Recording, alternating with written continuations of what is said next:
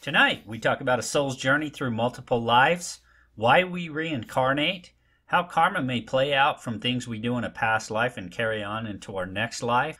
We also talk about how past life regression sessions can help improve our current lives, what people have reported learning about their previous lives during these sessions, and during past life regressions, what many have said happened when they crossed over from this life to the afterlife, with author, teacher, and past life therapist Joanne Dimaggio on this episode of Passion for the Paranormal.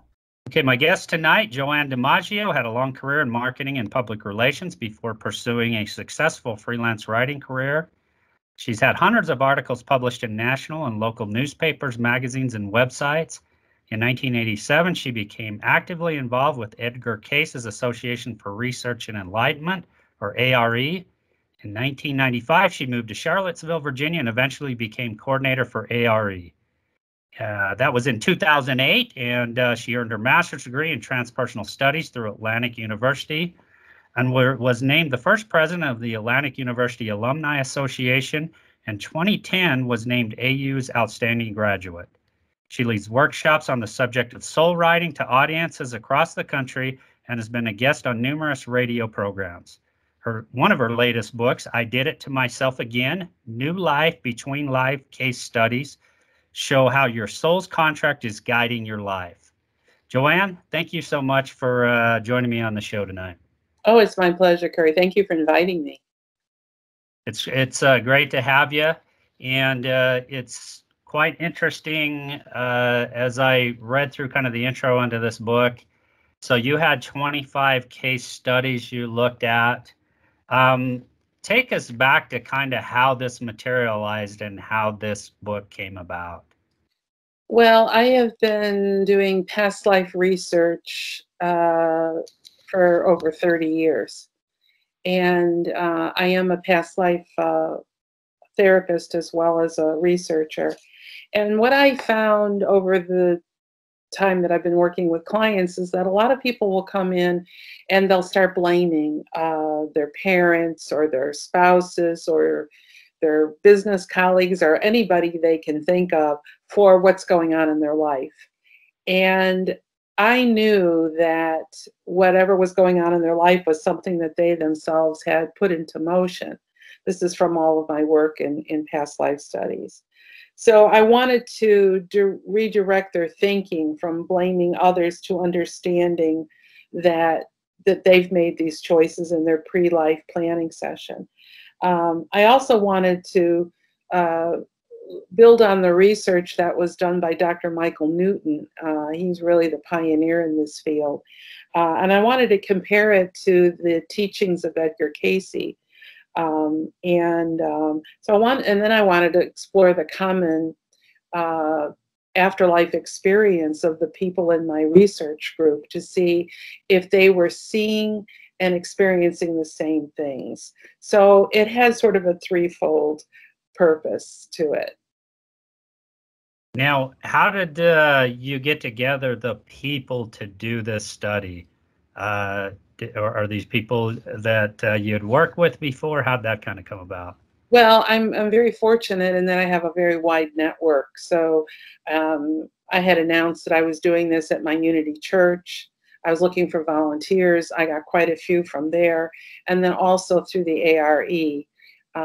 At that time, I was hosting programs here in Charlottesville, Virginia for the ARE. And so I put it out there to the people at the programs, hey, I'm doing this research study. Do you want to be a part of it?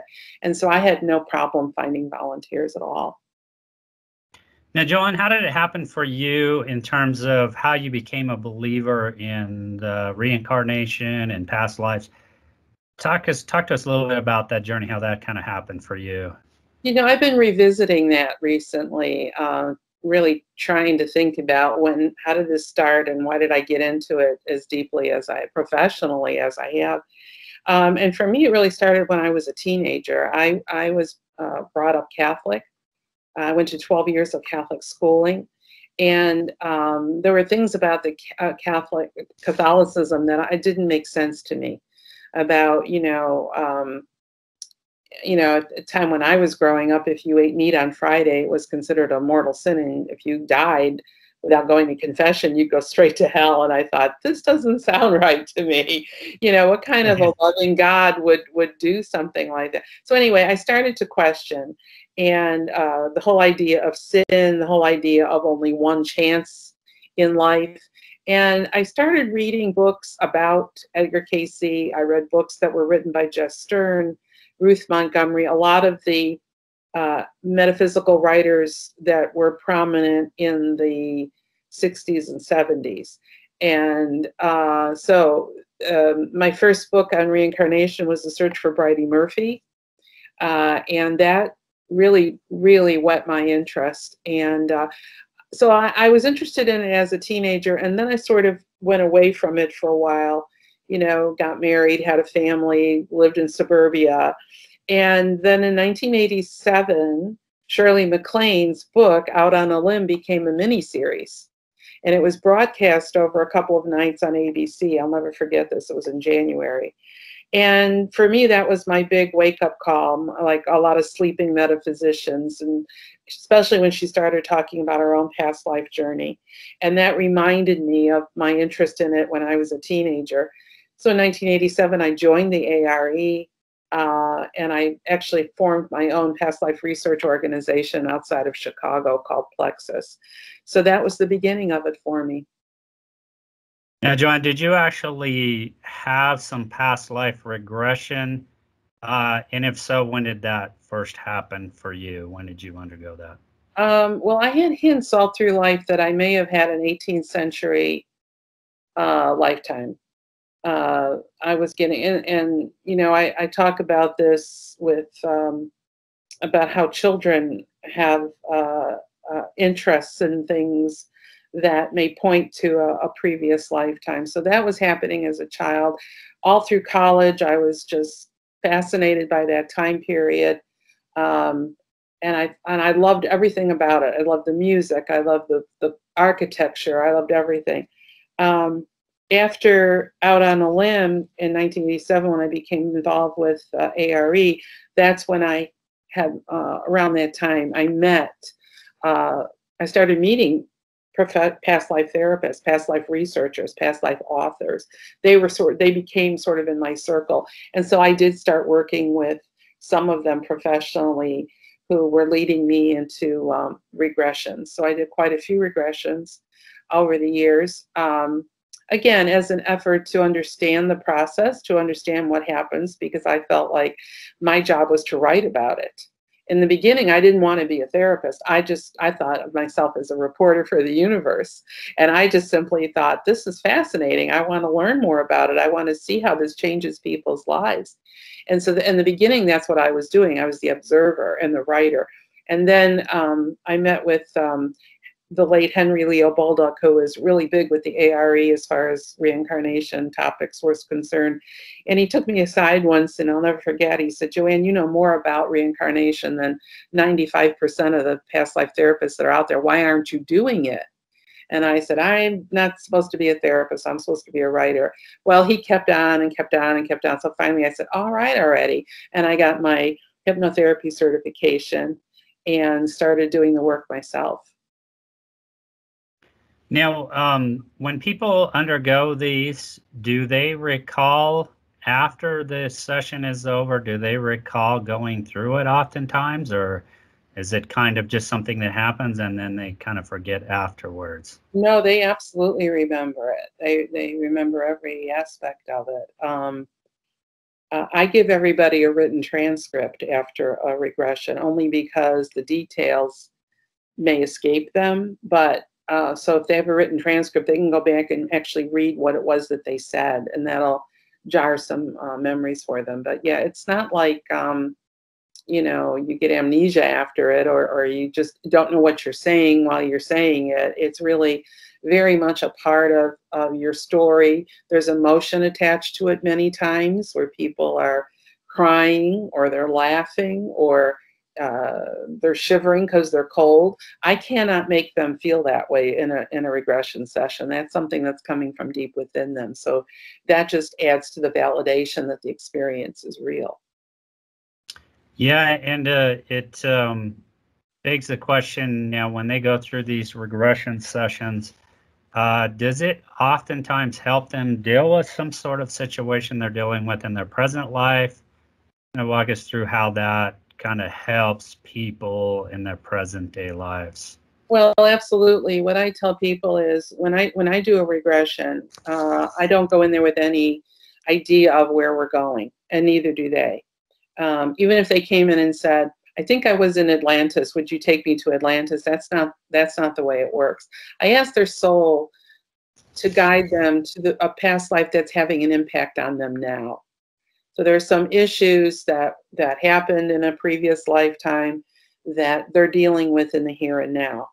And so going back and exploring those often sets up a situation which is healed, or that it gets resolved. Because sometimes just knowing what the origin of a problem is will free it up. It'll change their perspective on it, and that initiates a healing. So it's I don't do them for entertainment purposes. I always tell people, if you're serious about working on your soul's growth, your soul's issues, and getting this put behind you so that you can move on, then yeah, let's come and work with me. I'm anxious to do that with them. So there's always a healing aspect of it, an acknowledgement of, oh, this is where it all started. This is where it all began. And like I said, that in and of itself is very healing. Yeah, can you talk about the background of the people that underwent the study? Were some of them, did any of them come in as a skeptic about this? Did they all kind of come in more or less believing in reincarnation when they started the study? Can you talk kind of a little bit about that? Well, most of them believed. I would say they believed in it. I don't think that they would have volunteered for the study if they absolutely did not believe in it.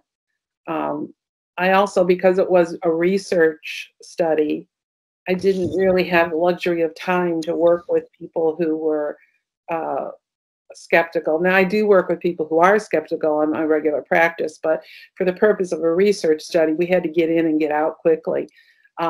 These people came from all walks of life. Most of them were all professional people. Um, they ranged, their ages were spread out.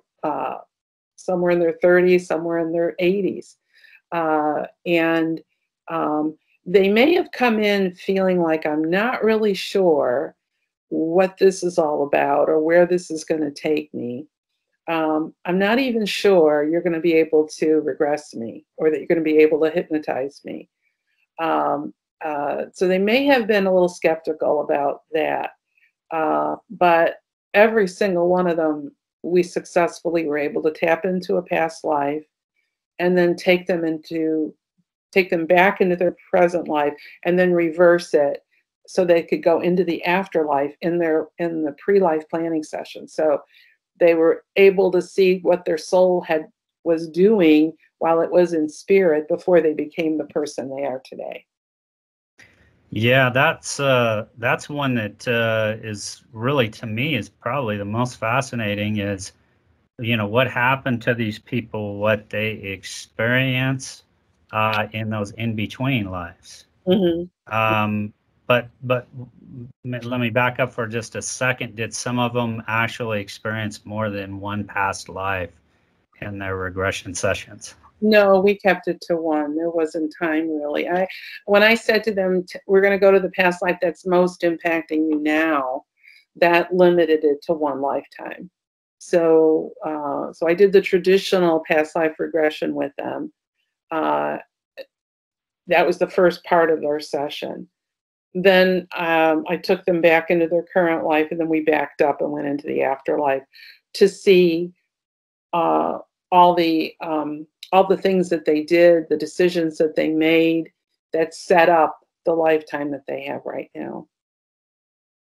That's interesting. Now, did they actually walk back, passing on from their past life into the afterlife?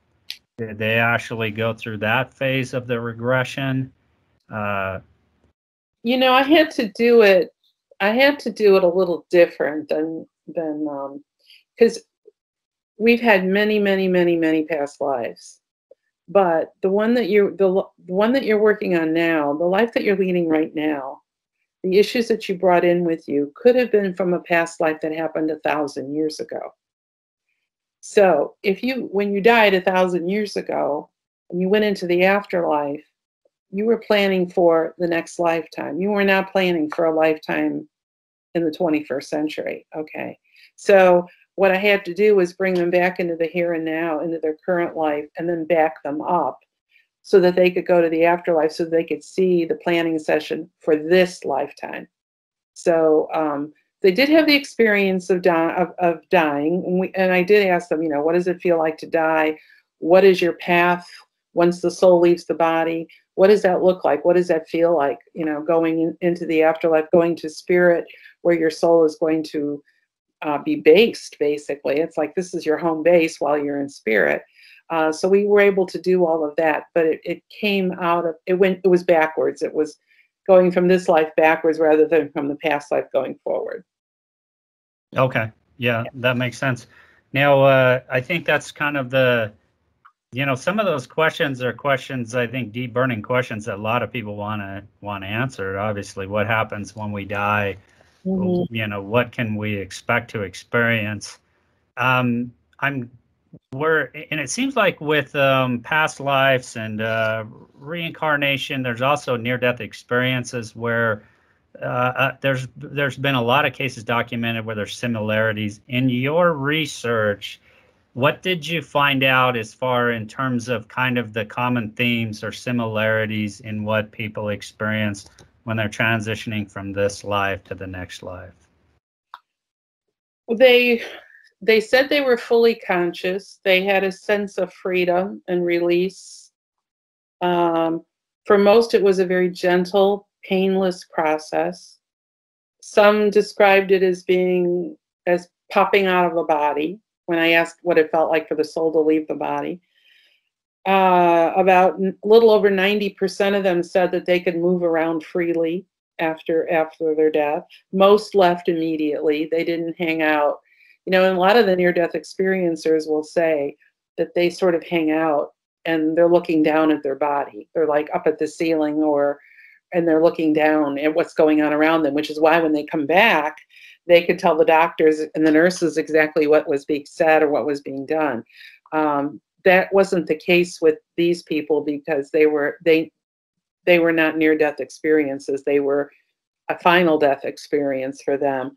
The people that had a traumatic death, I had one fellow who was an enslaved female and was beaten to death.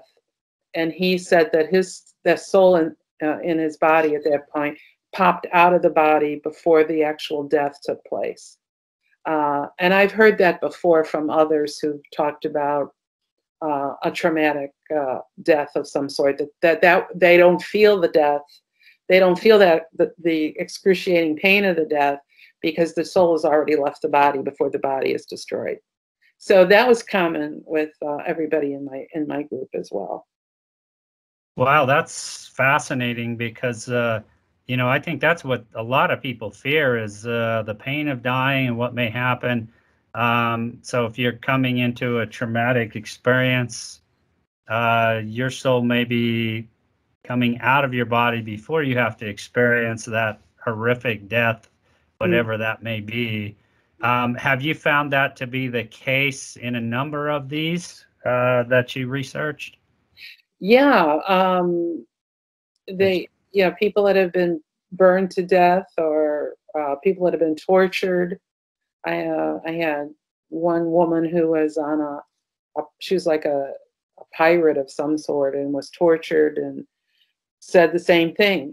Yeah, I just popped out of that body. I didn't really experience that sort of pain.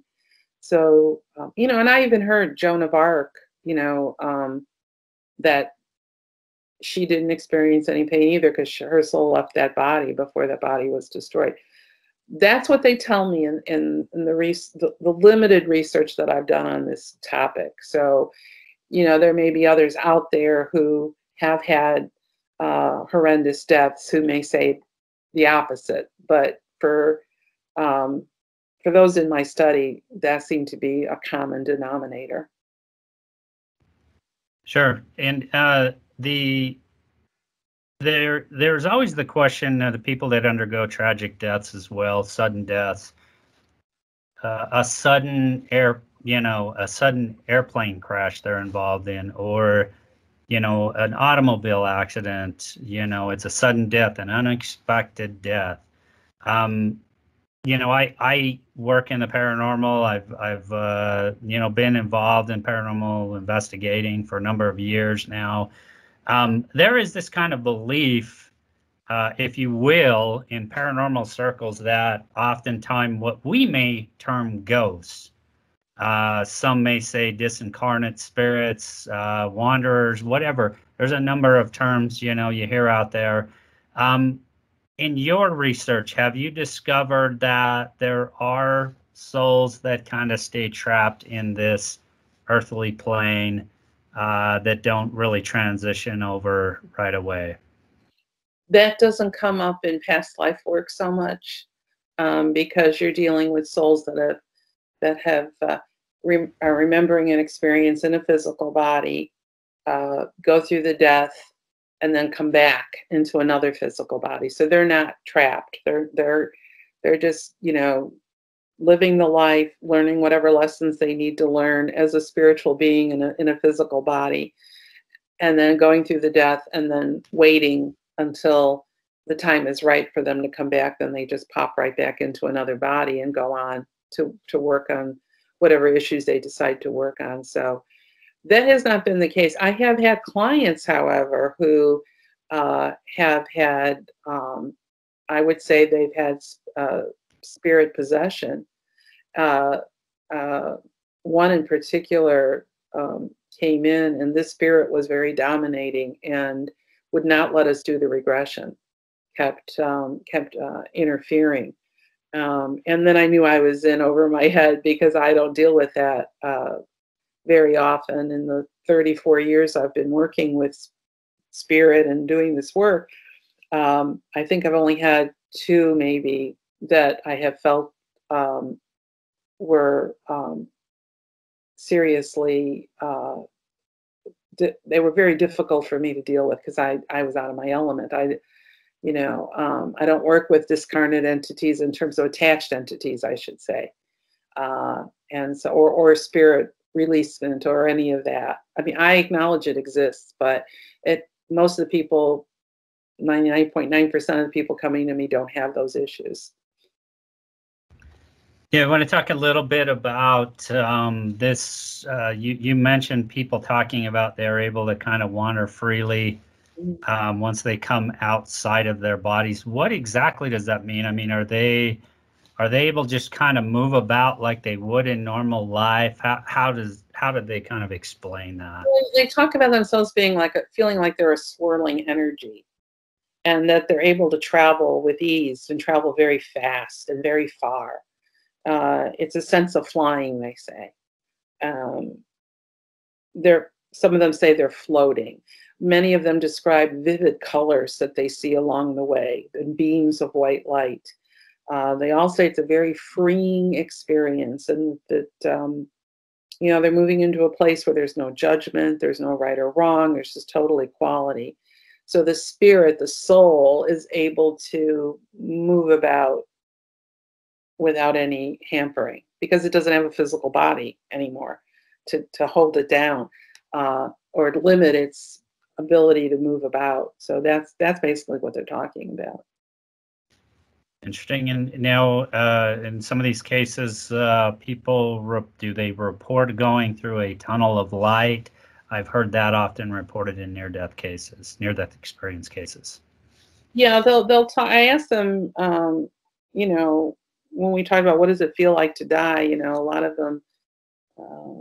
them picture themselves like shooting through this.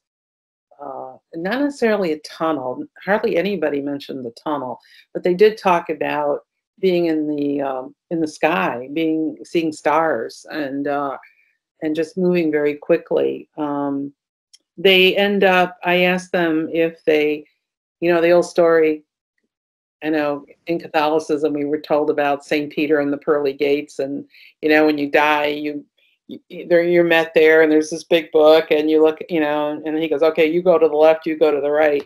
So I asked everybody, I asked us, did you see that? Was there some sort of a welcome station or a gateway where you kind of had to check in, you know, like, hi, I'm here, I'm a new soul, I'm a new soul in the afterlife. 52% actually said they did see something like that, like Oh, a wow. gateway or an entry portal. But they all had a starting point of someplace. Now, some of them were kind of cocky, and they said, you know, I don't need a gateway. I don't need anybody meeting me. I don't need it. I know where I'm going. I've been doing this many times. And so just get out of my way. I know where I'm going.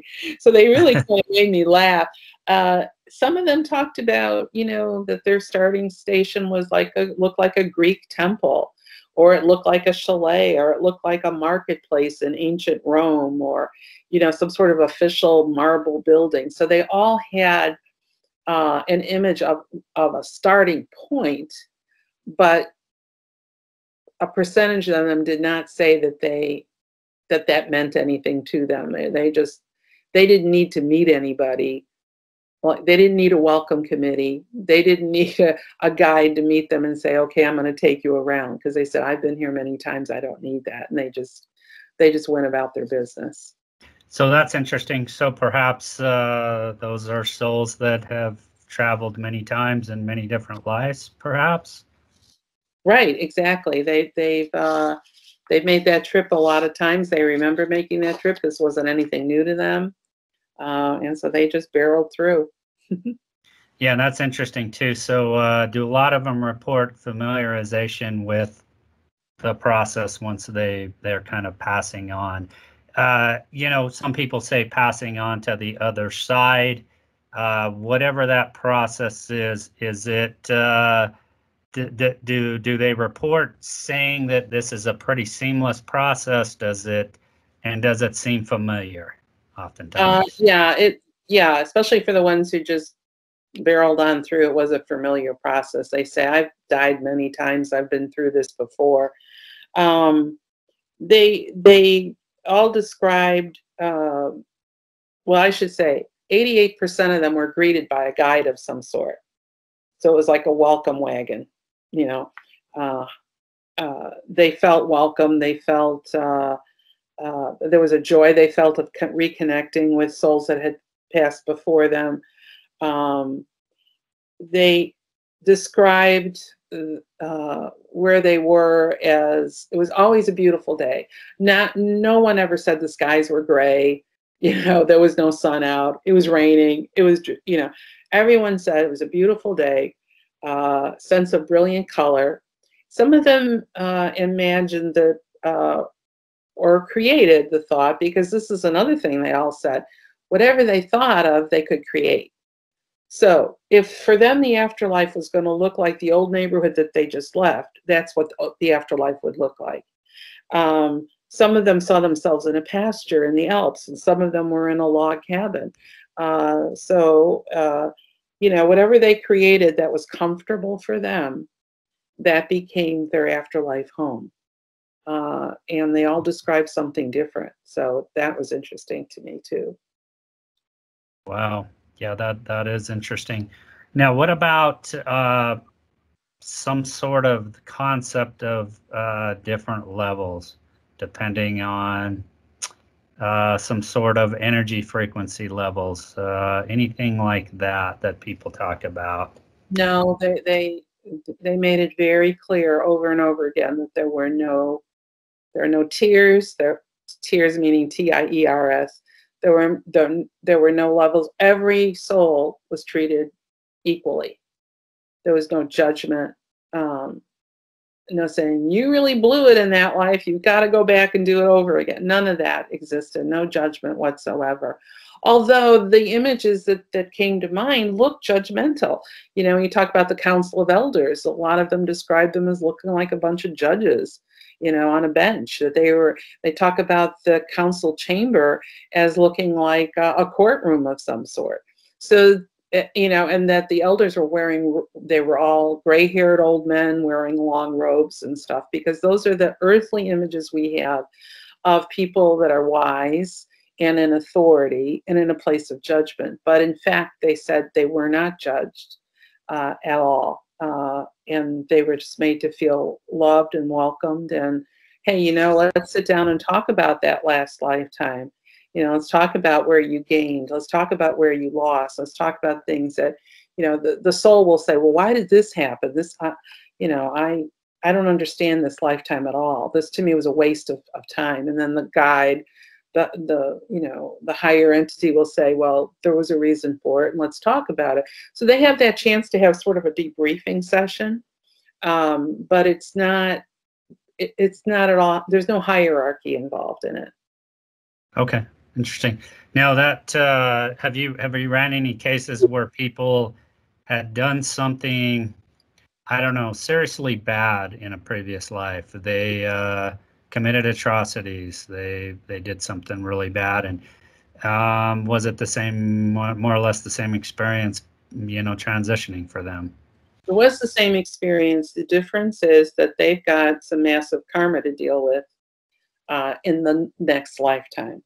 So, because there's always you know, the universe wants everything in harmony and balance, and so if you go too far to the left, the pendulum is gonna swing all the way to the right until you come back to center. So they were not treated differently. There is no purgatory. There is no hell. Souls are not sent away to a prison of some sort, because they have to have a chance to balance that karma, and they won't get that chance unless they can come back into a physical body and come back to earth.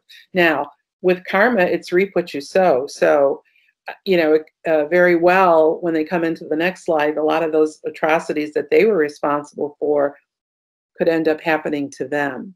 So, like the shoes on the other foot this time around. That's just karma and the way it's balanced out. Interesting. Now, you talked about spirit guides and people meeting up with spirit guides. Are these beings that they often recognize right away as they transition to the other side? Are they familiar to them right away? Yeah, most of them said that the ones who said they did interact with a spirit guide or had somebody meeting them said that they knew them from other times they had passed over, that they were the same energies that were waiting for them. Many said that they had not been in a past life with them before. They were always in spirit. Some described them as a relative, as looking like a grandmother.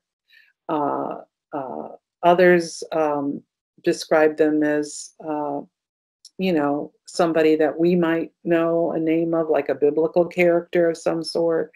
But none of them said that the guide who met them was somebody that they did not know. They all said that yeah, I know this energy. I've been with this energy before. So it's almost like the whole concept of guardian angels. You know, when I was growing up Catholic, that was one of the most comforting things I ever heard, was the thought that I had my very own guardian angel. So that is the way it's translated then to the spirit guides, that they were specifically assigned to that soul. They know everything there is to know about that soul from beginning of creation to now, and they can really help them sort through everything and design the next lifetime to deal with them. Yeah. Now, are these spirit guides, have they experienced incarnation many times themselves? So really, it's about they've experienced and went through many life experiences and have eventually transitioned to becoming spirit guides and helping others through these lives. Yeah. Usually there's they're an energy that's been around a long time. Some of them have never been in a physical body before, you know, angels. Some of them have been in past lives with these people, but they've opted into, either they have finished with their cycle of reincarnation and they've opted now to help other souls that are still going through the process. And others, like I said, they appear to the incoming soul as somebody that they knew from their last lifetime, like a grandmother figure, a grandfather figure, something like that. Interesting. Yeah. So this whole idea of a life review. What do you, I mean, was it, do a lot of people experience feeling remorse as they go through the life review? How does that kind of play out when people talk about the life review? Well, they're working with the Council of Elders. These are wise beings, ascended masters. They're loving and non-judgmental, and they've been with you since the beginning of time. They sit down with you. They're like, you know what they're like? They're like guidance counselors at school. If you think of the earth as a school, and we're here to learn different lessons, they have all of our report cards in front of them. And so they're going through them and they're saying, well, you didn't do too well with the issue of responsibility, or you didn't too well with the issue of greed, or whatever the issue is. And then they're helping you to decide, okay, how are we going to set this next lifetime up so that we can work on these issues and get them out of the way. So working with them, you make a list of your karmic issues. And it's just like, you know, a bulleted list of things that from your previous lifetime that you want to work on in this lifetime.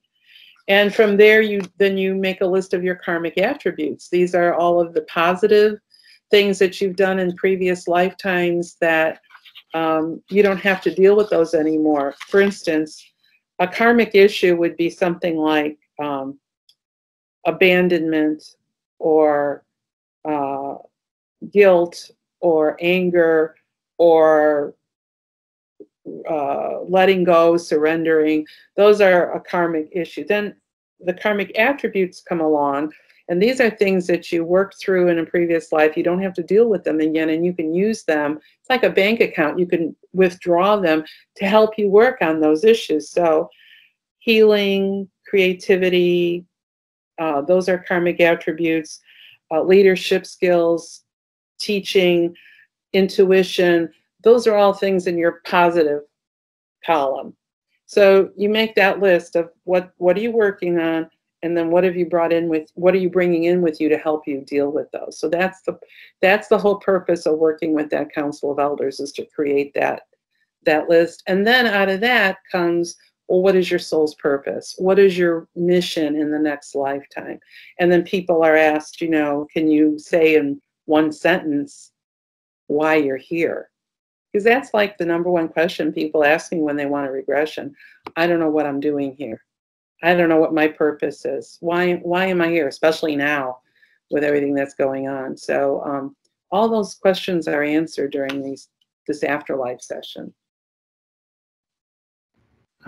That's interesting. It seems like that could be kind of calming for a person, liberating maybe.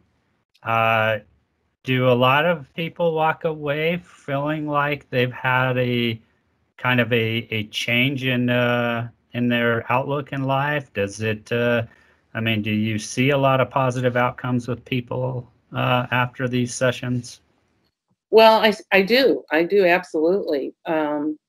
Because they go into the session with a lot of why questions. Why is this happening to me? Why am I being treated like this? Why can't I find love? Why am I always dealing with finances and stuff? Any question you can think of. The regression answers the why usually.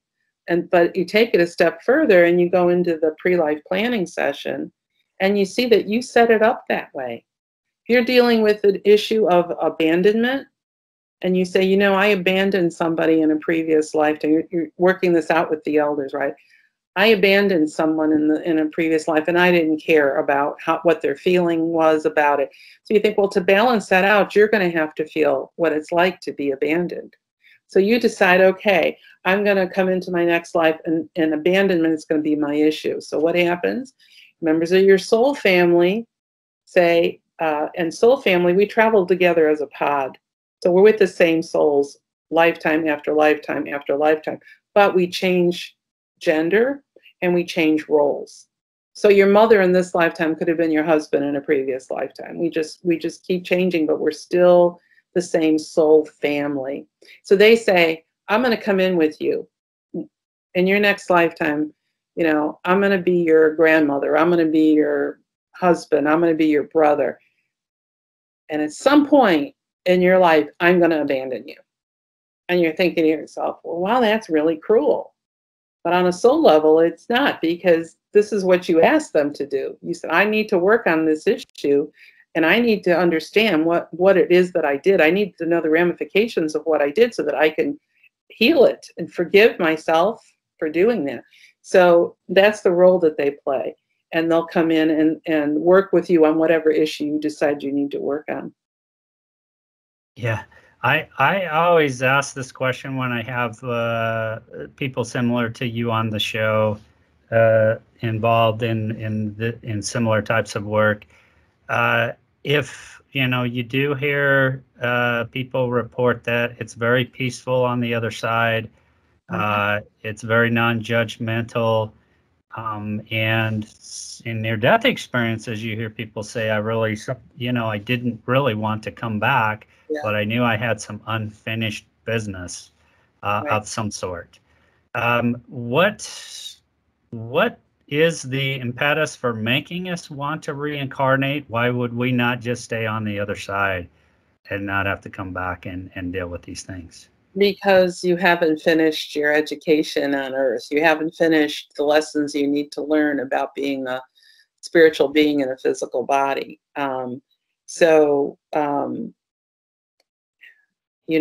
It's like you don't want to drop out prematurely. Many of the people that have gone through gone through this particular study, about 16% of them said they were resistant to coming back. They just did not want to come back. 60% had a strong desire to come back. So it wasn't like it was across the board, everybody wanted to come back. But inevitably they did, because they realized they weren't finished with the lesson plan. We're working through a lot of issues that we sort of brought on ourselves, and reaching that point where there's nothing else for us to learn on the earth. And then at that point, we go on to do something else as a soul. But it takes a long, long time to get to that point. But there are many, many people out there. I haven't really met any yet, but I know that the ARE has done some research on that.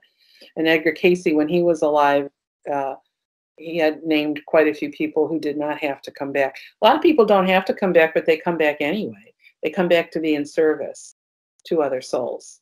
I don't need to go back there, but I think I'm going to help them out. So they'll come in out of love for humanity and just to be in service to us, which is a very highly evolved soul that would do something like that, especially now.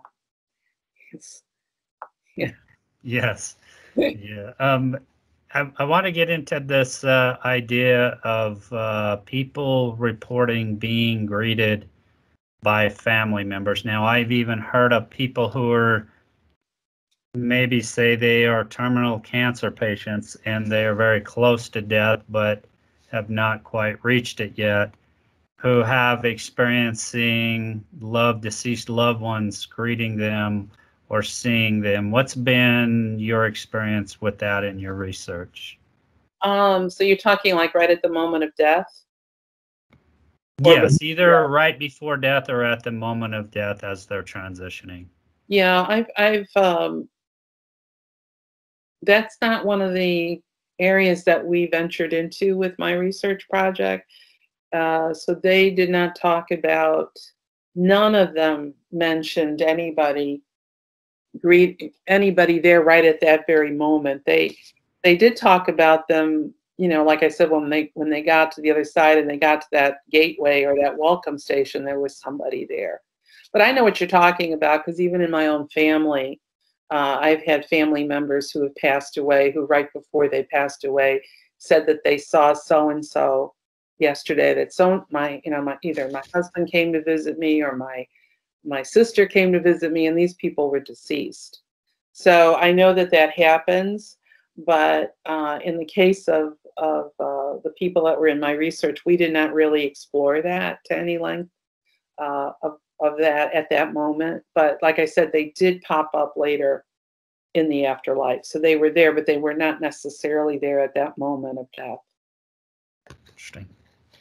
And then you talked about soul groups, that we travel often in soul groups. I've heard this many times. Is there kind of a number of, kind of a, you know, a kind of number or range of souls that we travel with, that people report being associated with, 8, 10, 12 or more? I mean, have you kind of delved into that in your research? Well, I don't have any exact numbers to share with you. When I had people going to the other side and talking to their soul family, they may have a core group of that smaller number that are very close to them. But then you have to remember that even people on the outskirts of that, you know, your minister, your boss, your you know, your business associate, your teacher, your neighbor, they can all be part of your soul group too. They're just playing a lesser role with you. So it could be hundreds of people, but you're not interacting with them all. You know, it's only a handful that you really are truly having meaningful experiences with. And then you talked about the soul's contract, Mm-hmm. these kind of contracts prior to going into a new incarnation, reincarnating, if you will. Can you talk a little bit about what you've gleaned from your research in that and how that kind of works out? Well, the soul contract is basically what your soul's purpose is. So you make a decision what your purpose is in the next lifetime. My purpose is to inspire and empower through the written word. So I signed up that that's what I was going to do in this life. There have been times I haven't done that. I've sort of been drifted away because I get distracted or something. But Spirit always pulls me back to center. That's focus, Joanne. That's what you're supposed to be doing. You're not supposed to be doing all this other stuff that you're doing. You're supposed to be writing. That's your primary purpose. So that's the soul contract. We have a contract with each other in terms of karma. So Mr. Cayce said, you know, we don't meet anybody by chance. Nothing is random in the universe. Our meeting is a necessary part of the experience of the other soul, as well as our own soul. So it's just as much for somebody else as it is for us. So, you know, you've got people coming into your life who are going to present challenges to you. Some are going to present hardships to you. Some are going to be supportive, and some are going to encourage you. So that's one of the reasons we're given memory triggers, so that we'll recognize these folks when they appear. So you know, yeah, we have a, like in my pre-life planning session, I promised to write this book, not this book, my more recent book, which is about Edgar Cayce and a little boy. He did a reading on a little boy when he was 2 days old and said he was the reincarnation of Thomas Jefferson and Alexander the Great. And that little boy, that little 2-day-old boy that got that reading is still alive. He's 85 years old now. And his life did, and Mr. Cayce said, this soul could do for the world what Jefferson did for this country. And of course, that didn't happen. He didn't fulfill that prophecy. So I spent 8 years researching his life, and then I wrote the book against tremendous odds, because I had a lot of people that really didn't want me to write this book. But I had made that promise. That was part of our soul's contract. And I thought, I have to get this done, because I don't want to deal with this again in the next lifetime. I don't want to go over and have them say, didn't you say you were going to write this book and you never wrote it? You know, so that's kind of what the soul's contract entails. It's different for every single one of us. So, I mean, is there some advisement? You mentioned the Council of Elders. So do we ultimately choose, though, to reincarnate? I mean, is there somebody really pushing us to do that? No. I mean, is it entirely free will and we choose to reincarnate? It is free will. I think eventually you don't have to do it right that second. There's anywhere between 50 and 200 Earth years between incarnations. That's on average, except for people who commit suicide or who are murdered or who have a premature death, like those people that were killed in an airplane crash or something like that. Those souls usually come back immediately. And that's because it's like they didn't get to finish the lesson that they were trying to do here on Earth. It got cut off prematurely. So they come back right away. The rest of us, we come back when we know that the environment that we're going to be born into is right for our lessons in the coming life. So everything's taken into consideration: the socioeconomic conditions we're going to be in, the country we're going to be born into, the parents. We choose our parents, we choose our mother, and we choose our father. And I especially like that. I always like to tell my children that you chose me, as your mother. So there's a lot that goes into planning that life, and I think for people who go through this session, they have a better understanding of why their life is the way it is right now. They stop the blame and they have a new perspective, and that perspective is very healing because they go, "Oh, I understand why this is happening," and then they work through it. So it's very, very powerful. It's very transformational. And very healing work. I've heard cases where people take on or bear physical scars that are traced to a previous life. Wow. What's been your research? Have you gleaned anything from your research about that? Yeah, I did a book called Karma Can Be a Real Pain. And it was all about tracing chronic physical conditions in this life to a possible past life origin. And I had 50 in that research project. And that's one of the questions I asked when we were doing the initial intake. We did a body scan to see if there were any areas on their body where they had sensitivity or a birthmark.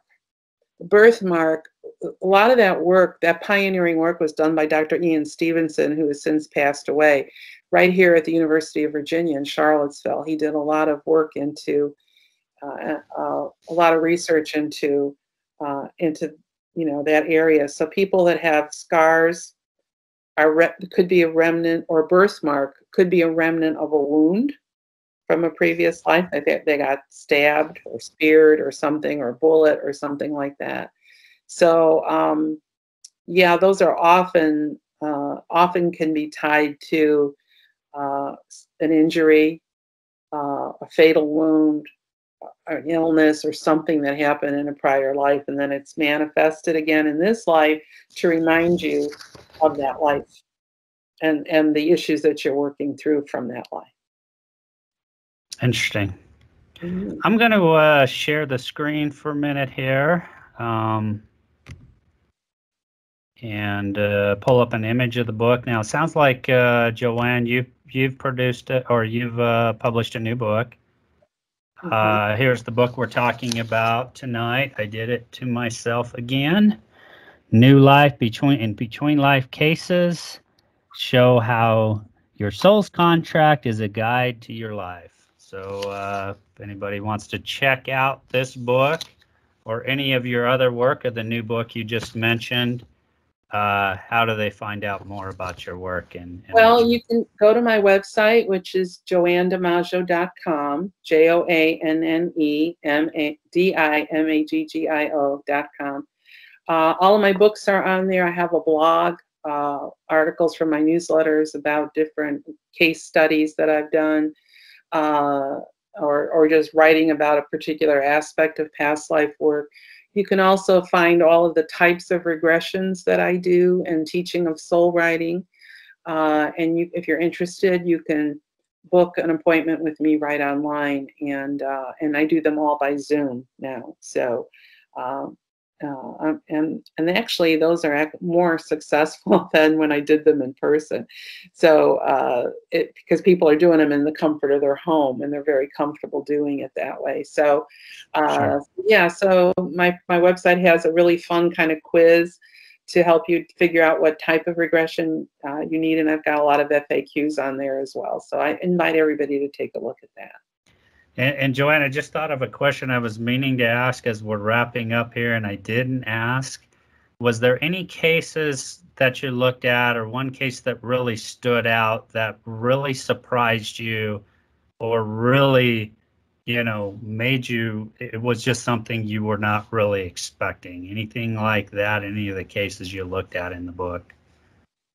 I have to say, because I've been doing this for so long, for over 30 years, that nothing surprises me anymore. Some of them stood with me. Some of them were very vivid. The one I mentioned to you about the enslaved woman who was beaten to death, that soul in this life is in a male body, and he's a lawyer, and he's working in the civil rights area. So here's when he was an enslaved African woman who was killed, and in this life he comes back as a Caucasian male lawyer who's working on civil rights. Those are the kinds of things that I love seeing, because that shows how they're working on the karma from that issue, and they're tying the two lifetimes together. I've